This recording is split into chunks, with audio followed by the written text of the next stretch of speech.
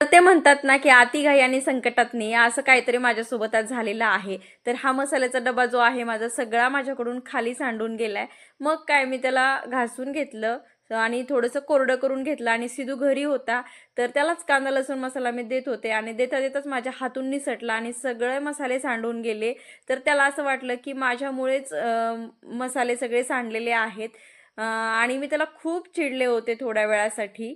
कारण 2च दिवसापूर्वी मी डबा भरून ठेवला होता आणि सगळे मसाले वाया गेले माझे. पण त्याने एवढा छान मसाल्याचा डबा भरून ठेवला ना, तर मी ते सगळं काही विसरून गेले आणि बघू शकता तुम्ही मला तर खूप छान वाटलं आणि संध्याकाळच्या जेवणामध्ये आता काहीतरी चटपटीत खायची इच्छा झाली होती. म्हटलं चला आज मस्त बट्ट्या बनवूया.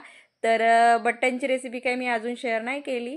पण इथे मस्त वरण बनवलंय आणि याच्यासोबत खाण्यासाठी भरपूर असं सलाद मी कट केलं होतं. तर नक्की एखाद्या वेळेस मी बटाट्यांची रेसिपी शेअर करेल. तर चला व्हिडिओला इथेच एंड करते. बाय. तर ते म्हणतात ना, की "अति घाई आणि संकटात नाही." असं काहीतरी माझ्यासोबत आज झालेलं आहे. तर हा मसाल्याचा डबा जो आहे माझा सगळा माझ्याकडून खाली सांडून गेलाय. मग काय मी त्याला घासून घेतलं आणि थोडंसं कोरडं करून घेतलं आणि सिधू घरी होता. तर त्यालाच कांदा लसूण मसाला मी देत होते आणि देता-देताच माझ्या हातून निसटला आणि सगळे मसाले सांडून गेले. तर त्याला असं वाटलं, की माझ्यामुळेच मसाले सगळे सांडलेले आहेत.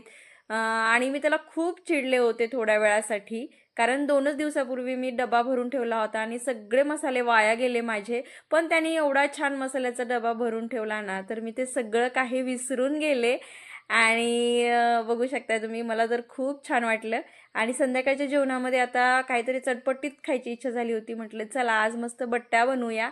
तर बट्ट्यांची रेसिपी काही मी अजून शेअर नाही केली. पण इथे मस्त वरण बनवलंय आणि याच्यासोबत खाण्यासाठी भरपूर असं सलाद मी कट केलं होतं. तर नक्की एखाद्या वेळेस मी बटाट्यांची रेसिपी शेअर करेल. तर चला व्हिडिओला इथेच एंड करते. बाय.